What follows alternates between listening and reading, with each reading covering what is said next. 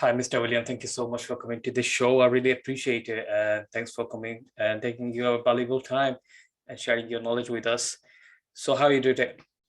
I'm doing well, and I want to thank you for having me.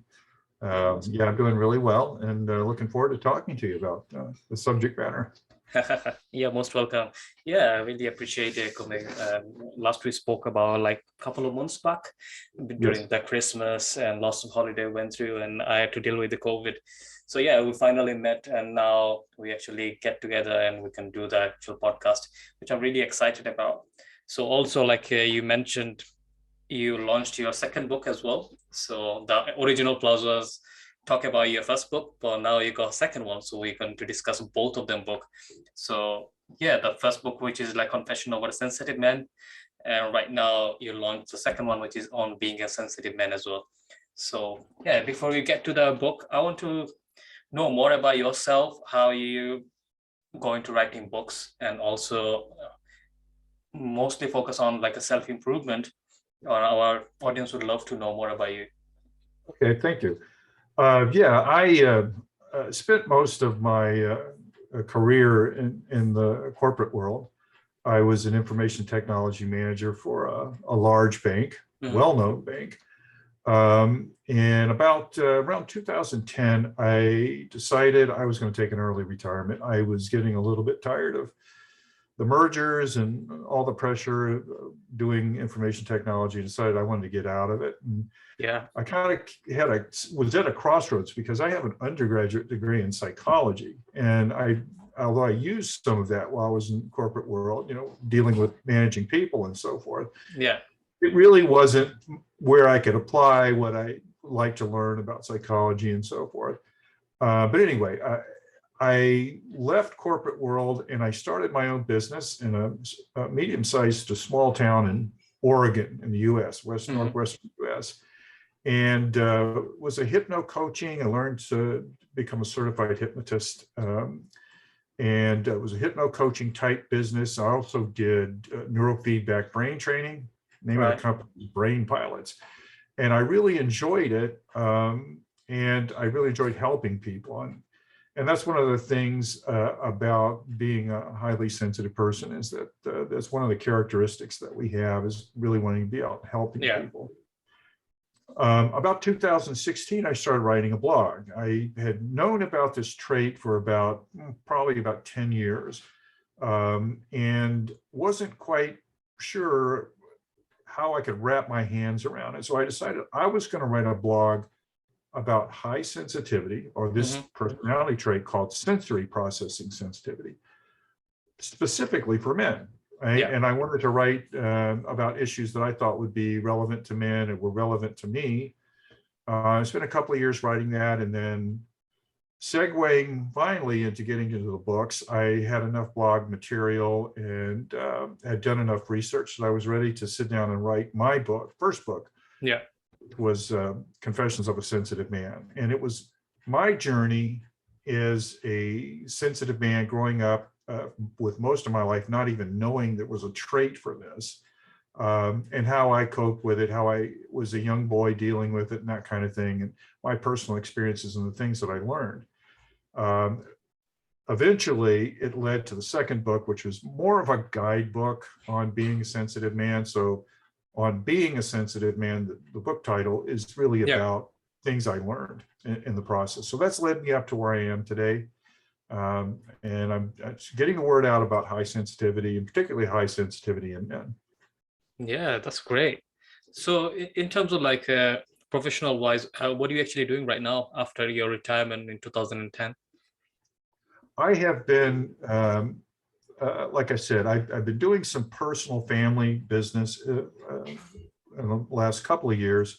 Yeah. But my goal for 2022 is to ramp up uh, portions of the old business that I had Hmm. and bring some of that online and perhaps expand the market to more of a international market, and working with highly sensitive men. So it would be coaching highly sensitive men and doing coursework for highly sensitive men so that they could learn to handle some of the obstacles and learn to ultimately embrace the idea that they are Yeah. highly sensitive. It's not a disorder. It's not a bad thing, but a lot of men think that it is. So Yeah, that's great. And congratulations on that, like launching your second book as well.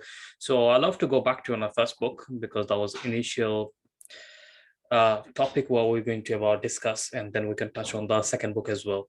So I really love the title of your book, which is Confession Over a Sensitive Man. But if you can explain a little bit about the title, what does it actually mean, and who we actually calling sensitive man in terms of like the definition of your book?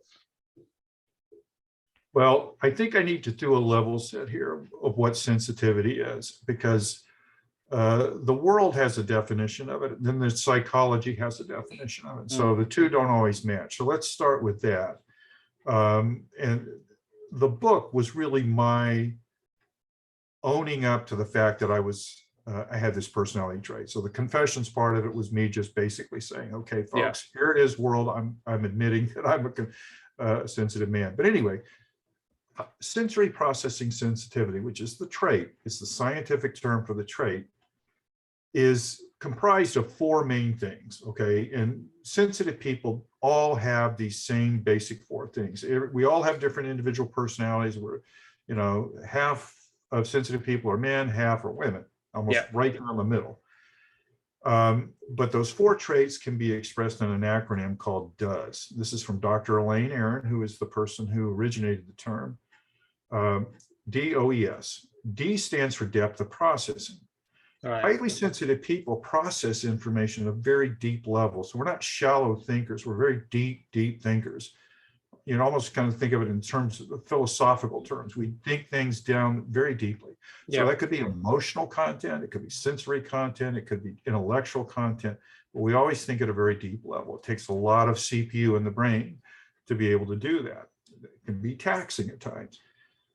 The second letter stands for overwhelm or overstimulation. We tend to get overstimulated very often. A lot of people, that's a characteristic a lot of people can see in a sensitive person, because a sensitive person is going to naturally want to go and relax, calm down, decompress, re-energize themselves. So they'll want a lot of alone time. So a lot of people who like to be alone and feel the need to be alone every once in a while like that, that's that overwhelm and overstimulation that happens. Okay, processing a lot of data, that's what happens when you do that.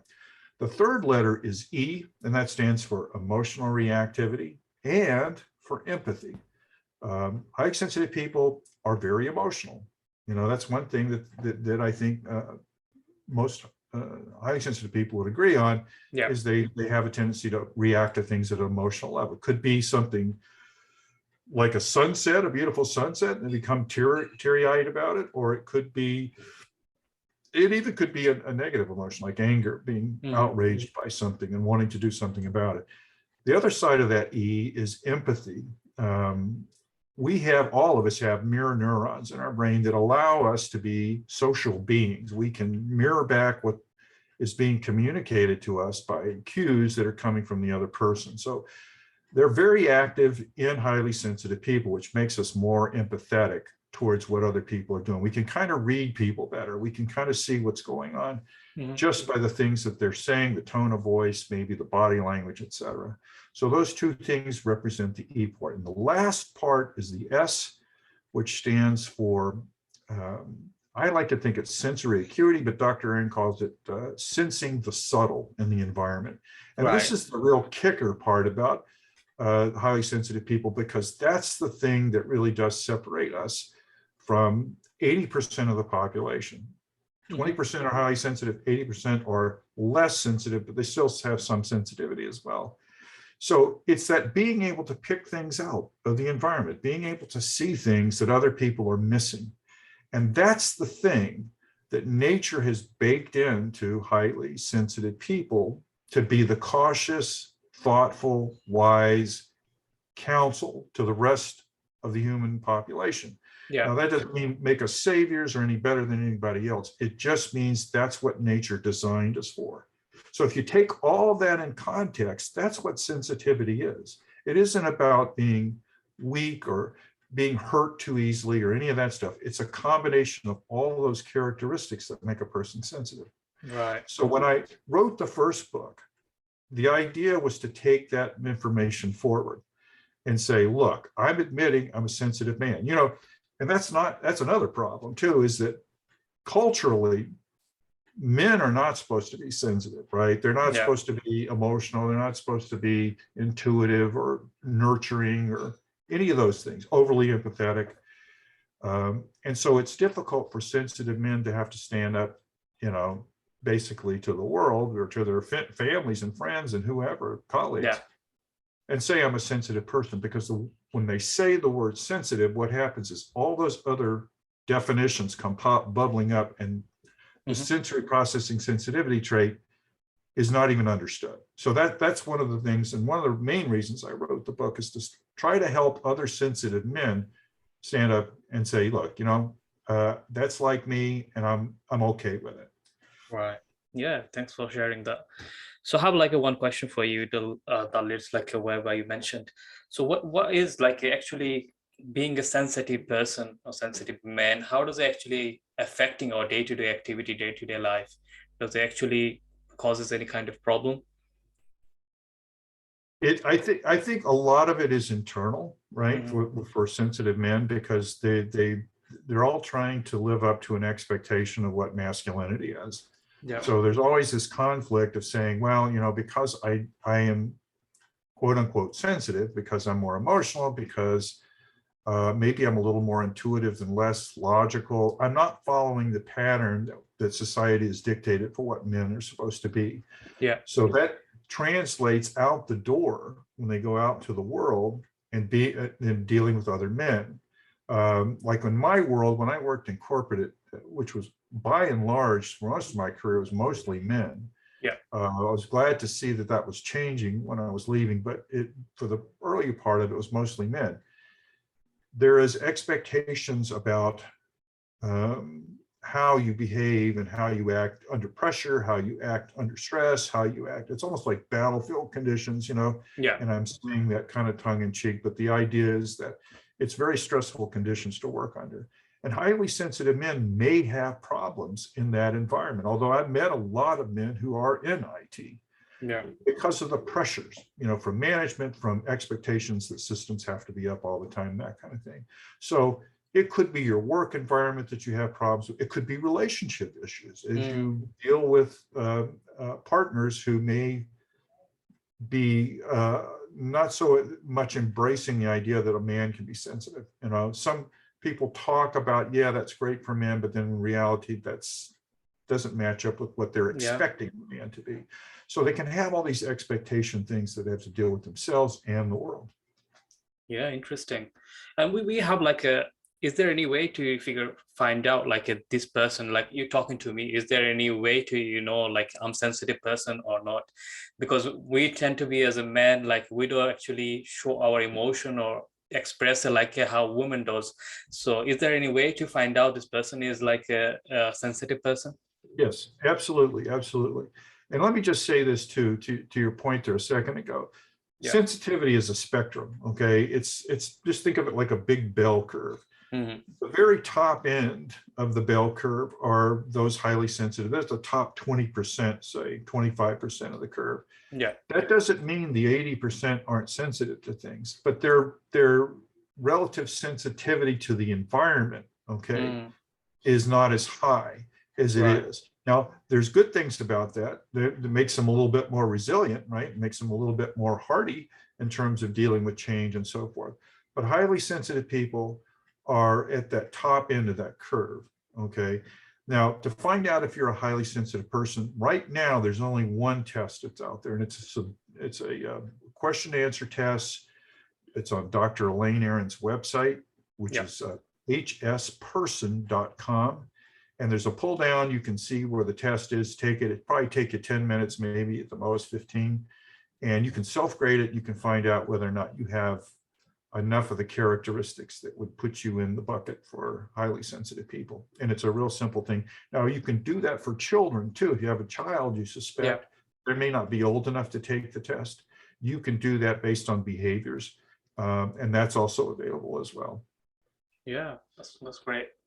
So it's like it's our head, to be honest. It's not like a something where you can actually other person can see. It's like we creating the situation on our head, like being sensitive and being emotional with the certain things. And does it like a being a sensitive? Is it actually affects on every aspect, or like a certain things could be like be emotional with a certain person, or like too obsessive with like a career wise, or like a certain passion you have and being sensitive on that, or like it is it actually affecting overall lifestyle for the person? A really good question. The way I like to look at it is like this. I mean, everybody it's a personality trait. It's like Yeah. introversion, extroversion. Okay. That doesn't make you who you are completely. Hmm. But high sensitivity is like a lens that you look at the world through, right? And Yeah. it will shape and frame some of the things that you gather from the world. But you are, as an individual, you're raised in a certain environment. That's going to shape who you are. You may Mm. have other personality aspects that you have as well that may shape the way you look. So no two highly sensitive people, which we call HSPs, Yeah. no two HSPs are the same. But that those traits that I mentioned a minute ago are kind of the lens that you look through the world at. And so, yes, it will affect the way you interpret information. Some people, even within the high end, are more sensitive to some things than others. Yeah. Some of it's sensory, some of it's emotional, some of it's, whatever else that you can come up, you can slice that a million ways. But the idea is that, yeah, it will color the world that you see, but Yeah. it's not going to make you, it's not going to completely dominate everything about you. You're still an individual. You still grew up in a unique environment, and you experience the world uniquely, and that's going to shape who you are as well. So Yeah. that's the way I'd like to share that with people, is that it's just a prism that we look at the world through. Mm. Interesting. So as a medical person, like a psychiatrist as well, so do you think is there like any kind of medical disorder we call it, or like any mental health issue, or like just another like guidance you need to overcome this? Okay. Well, first of all, and one of the things that we're all trying to get out there is this idea that it's not a disorder. Mhm. Okay. Now, do highly sensitive people have a tendency to have things like depression and anxiety disorders? Yes, they do. But that's not a cause and effect thing. In other words, just because you have high sensory processing sensitivity doesn't mean you're going to be a depressed person. You're doomed for that, or you're going to have anxiety. Right. I think because they're high sensitive people are so aware of things like that they incorporate some of that into their personality as well. So they may seem to be, every highly sensitive person has some kind of quirkiness about them or something. Mhm. But I think that's more about their awareness and not necessarily because of the personality characteristic. Yeah. Now, there are challenges for sure being a highly sensitive person. I will be, and that's the reason why I wrote the second book, is to talk about some of those as well. And there are lots of ways to do that, including things about how to learn to brain train your mind to be calmer, to be able to accept things, how to deal with overwhelm and overstimulation, Yeah. to know how to set boundaries up, for people are stepping over those with you, because highly sensitive people tend to let people cross their boundaries too many times. So there's a whole swath of things that you can do to help deal with coping with some of these things, like the overwhelm and the overstimulation. But as a whole, it's also about embracing it and realizing the gifts that you've been given. And that is this ability to be aware of things that most people don't see. Some of our most creative people are highly sensitive people, because they can put things together. Deep thinking mixed with the sensory, sensing the subtleties in the environment, can help connect dots and create something brand new. Yeah. So, as I would say to any highly sensitive person, if you feel you have a tendency towards depression, or you have a tendency towards anxiety, or any other mental health issue, go get professional help and assistance with that. But it's not going to be because necessarily you're highly sensitive, okay? It Right. may amplify certain things that you may have. You may have a genetic predisposition for depression or some other of the other mental health disorders. But, and your high sensitivity may seem to amplify that. Yeah. But it's not the cause and effect thing that I think a lot of people think is true. That happens because of sensory processing sensitivity. Again, go find professional help if you need that for those kinds of issues. Yeah. But there's lots of ways you can reach out, read books, join social media groups that are specific to high sensitivity, to meet other people. And that's the key thing, is finding your tribe, if you will, Mm-hmm. and communicating with them so that you realize you're not the only person in the world that feels the way you do. Yeah. So this is a giving like a clarity as well, like what's actually going on. Without like asking a right person, you wouldn't know like exactly what the problem is. You're probably thinking this is the cause and effect, but actually it's not true. Could be something else in the deeper. They need to be like uncover that, right? Absolutely, absolutely. And it's like I said, I think the more that this gets socialized and talked about, yeah, more people are going to start saying, oh, well, that's me. And I've been sort of dealing with this by myself, thinking I was the only person with this trait. And it's not true. And that there's something about that that's edifying for people to be able to know there are other people like me. Yeah. You know, there is. I mean, there's 1.5 billion people on the planet that have this trait. So it's not some small group. It's quite large. Yeah, since like no one talks about it, and that's why the main issue. Like until I met you, in your book, there is like never heard of like anyone's talking about confession about like sensitive men and like men being a sensitive. Like it's always the like case of like for a woman, but oftentimes we forget about like men's are human being and they can be sensitive too, and that's it. So yeah, it's a great thing like you are doing, making an impact on people's life. So let's talk about your second book, which is on being a sensitive man. Now, what's your second book about? What is like a whole purpose for like creating the second one? Well, here's the little secret, and I didn't share with you earlier. When I wrote the first book, I actually wrote the second book, and they were going to be one book, and I decided to split them up because I thought it made more sense. Like I said, the first book is really kind of about my experiences and what the things that I've learned in life as a sensitive man. The second book is focused on helping people to do those things you were talking about, coping with a trait that sometimes is not very well received out in the world, and sometimes it's very confusing for people to have. And I like the way you put the thing about the men being human beings, because a lot of these traits that we associate with sensitivity are traits that really are human traits, right?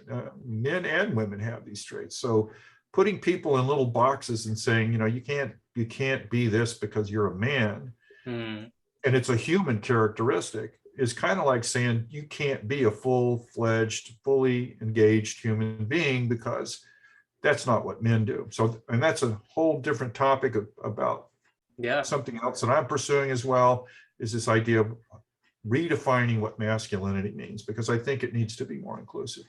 But back to the second book, I have it broken into like different tools. You know, each chapter is a different tool. It might have something to do with the way you stand up for yourself in the world, how you present yourself to the world, and as a sensitive person, as a sensitive man, the mindset you need to deal with the kinds of challenges you're going to face. Maybe you've been facing your whole life and you just have been facing it in a kind of a retreating method. You should be moving forward, advancing, and being proud of who you are.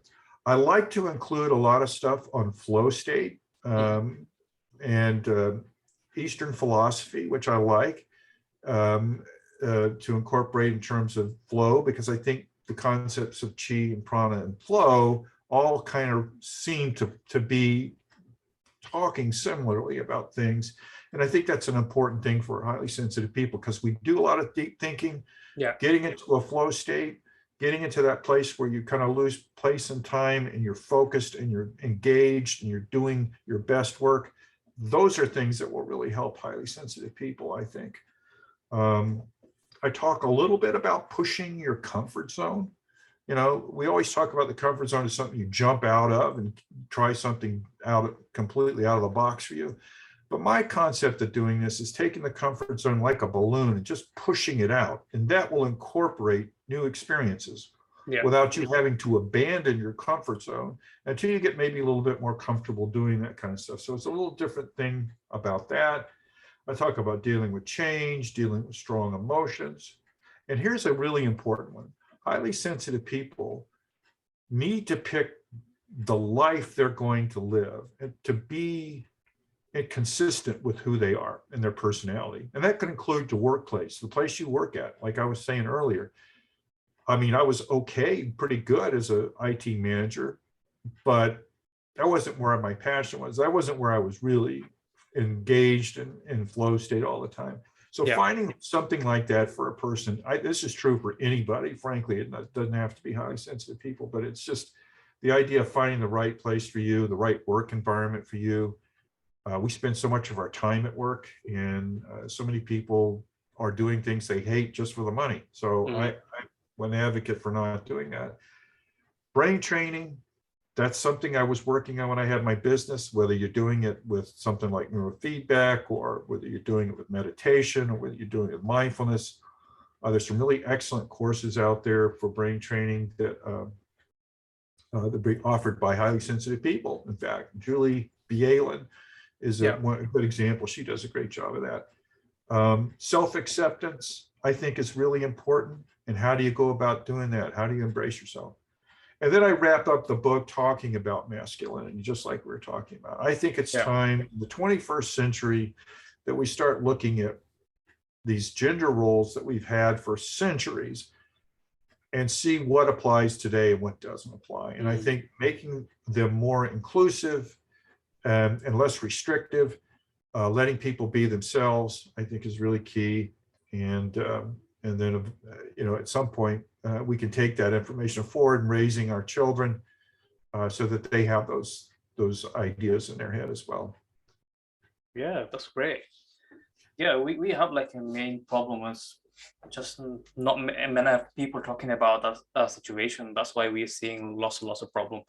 The men's trying to hide things, like they're going through so many difficulties, probably professional, personal life, relationship, and eventually committing suicide because of this kind of thing. And the suicide rate is higher for men than a woman.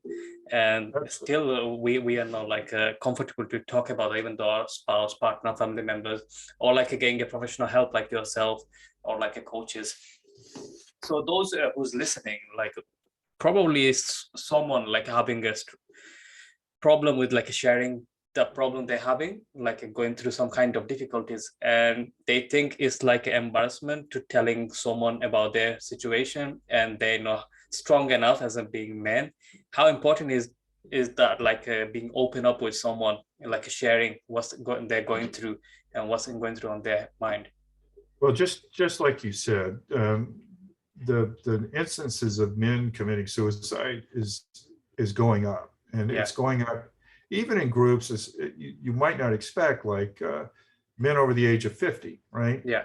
And part of the problem is that men have been socialized to believe that they're not supposed to be looking for help. They're supposed to know everything. They're supposed to act on things, and they're not supposed to be vulnerable. And that's the worst thing that can happen. Again, human beings can be vulnerable, whether you're male or female, and to be able to reach out for help is probably one of the greatest things that you can do for yourself. Yeah. This idea of toxic masculinity is also toxic for men. We often talk about the effects that it has on women and on children and other groups. But the reality is one of the main people suffering from that is the men who embrace that trait and go through life thinking that they can't express their emotions, they can't feel. There are purposes for emotions. There are reasons we have emotions. There are reasons why human beings cry, physiological reasons, healthful reasons that they cry. It isn't just because they're weak and they can't hold back tears and so forth. So I'm very encouraged. I'm a baby boomer, right? But I'm very encouraged by the talks I've had with millennials, with people in the Gen Z generation, and I'm assuming people that are going to come after them. about being willing to talk about this, about willingness to open up the hood, so to speak, or the, I'm not sure, whatever language that suits that opening the hood to a car is, but looking at the engine basically is what it is. And re-examining and questioning whether all those things are good.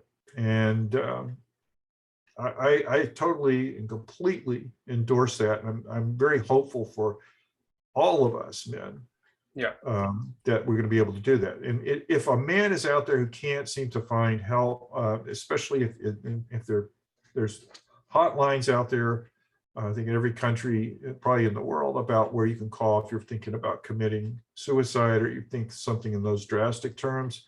Yeah. But there's always help out there. There's always help out there. And you've got to reach out to people to do it. And there's nothing wrong with that. And there's nothing, in my opinion, more manly than a man reaching out to get help. He's admitting that he needs it. And he's also thinking about the people that love him and care about him as well. Yeah, I totally agree on that. Like I was like kind of suicidal, but I wouldn't do it because of religious belief. But thought was like a kind of like a suicidal, like didn't want to leave and anything. And I wouldn't care about anything after like losing my parents age of 13. So age 14 and 15, I was going through like a depression and stressed. I was on anti-depression medication as well, being at such a young age, and I couldn't sleep. I had like insomnia at that time as well. So three person like really was there for me at that time. Like at the beginning was like my mom, then one of my sister. Like I shared everything. Oh, if I needed to cry, I'm gonna cry out. Then right now I have my wife, even though I could go through sometime like a tough times, and I'm sharing with them like what's going on in my head and everything. Then I get the comfort, like then believe like that is like calm me down. One of my best friend, and why he does like even though he loses his job or anything, wouldn't share with anyone, not even me as a friend, not even his parents, not even his spouse. And inside you can tell like he's going through like a lot of stress and anxiety in there. Just because if he speak out, there could be like a different opportunity. I probably offer him like there is a way, like this person is looking for an employee, why do I try it there or not? The problem could be solved. But sometimes what we do, like we have like some kind of ego. Like if I tell him like what he's gonna think about me, if I tell her what she's gonna think about me, I'm probably weak, I can do this and that. But eventually inside you are like killing yourself and making the situation even worse. So yeah, like you mentioned, when we need to think about like as a man, it doesn't really matter. Like when we need to speak out something, we really need to speak out. And if you need any help and consultation, go get that kind of help and consultation. So you probably have like a lot of people come to you in terms of like getting that kind of help. So if someone comes to your office and says like, hey, I needed that kind of help, I'm being sensitive over there, like what kind of steps do you take in order to help them? If they come to me and ask about being sensitive, Yeah. I think the number one thing, and like I said, right now I don't have any office and I don't have the coaching practice up yet. But I will tell you exactly what I would do is one of the things that sensitive men need to do is educate themselves about the trait. I think that's the hardest part, is for them to understand the trait.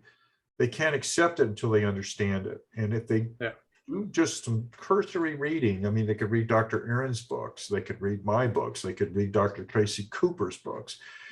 That'll give them a good foundation about what the trait is and who they are. And it'll make it a lot easier to embrace it. That's the second thing, is once you've educated yourself, is to start embracing it. Reach out. Like I said, there's places where highly sensitive people are starting to meet. Most of it's online right now because of COVID and because of the circumstances we're in. But that's a good place to go out there, pose questions, ask people if you have a question about, something that's personal or as personal as you want to be. And see if they'll share with you the same experiences that you have. That helps. That's affirming. That makes you feel like you're not alone in what you're doing. And that's a good thing. And as you learn to embrace the trait, like I did, and be able to do stuff like, you don't necessarily have to write a book, but you could write a blog, or you could talk to other people or talk to other sensitive men that are struggling like you did. Yeah. That's a good way of educating the rest of the world about the trait and about what to do and how to deal with it. And there's all good information coming on online all the time. New research is coming out that is helping to define what the trait is a little more clearly. They're Right. using a lot of different equipment now, as opposed to just sort of subjective studies. That's helping show the neurological part of this trait, which goes, is a good thing to ground yourself in, because then you know that nature has designed you this way, is wired your brain this way. It's not a defect. It's just the way nature has wired us for a particular purpose. Now, Dr. Aaron says that it's an evolutionary quality, right? It's nature, as I said earlier in the show, baked this in for a purpose, for being cautious and wise and counselors to the rest of the population, kind of the canary in the coal mine scenario. Yeah. So if you realize that, then what happens is, even if you don't have, or you may already have, a purpose in life, this is a bigger purpose. This is a wider, broader purpose that you can adopt as part of your life mission as well. And I think that helps people no matter whether they're highly sensitive or not. Yeah, thank you so much. I really appreciate it. So yeah, we're running out of time this podcast. Thanks for your valuable time. So one last thing, which is how, if anyone wants to read your book, how they can find your books, where they're available. Right now, they're both available on Amazon, on Barnes & Noble, Kobo, Apple Books, probably anywhere they look to see their where they normally get their online books. But if they can't find it anywhere, or don't have access to those other sources, they can go to my website, thesensitiveman.com.